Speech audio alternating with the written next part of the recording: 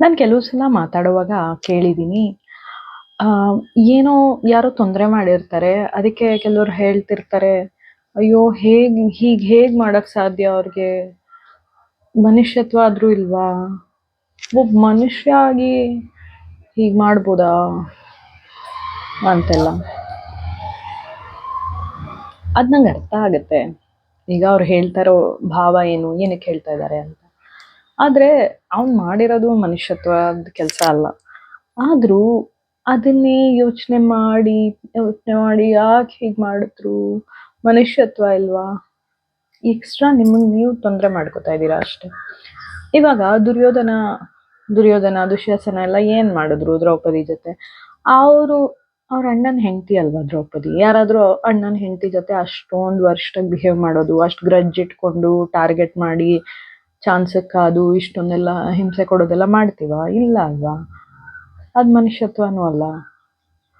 ಅವನು ನೀಚ, ಅದಕ್ಕೆ ಹಂಗೆ ಮಾಡ್ದ ಅಷ್ಟೇ.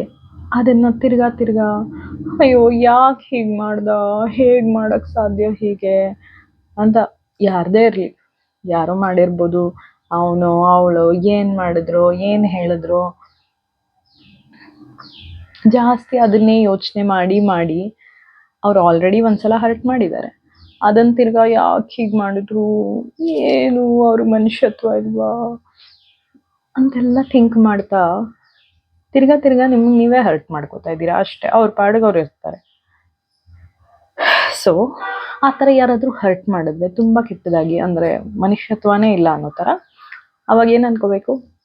ಅವ್ನು ನೀಚ, ಅವಳು ಸರಿಗಿಲ್ಲ, ಅದಕ್ಕೆ ಹಂಗೆ ಮಾಡಿದ್ಲು, ಬಿಡು ಅಷ್ಟೇ. ಅದನ್ನು ನಾವು ಯಾಕೆ ಮಾಡಿದ್ಲು ಏನ ಅವ್ರು ಇರೋದೇ ಹಾಗೆ ಮಾಡಿದ್ರು.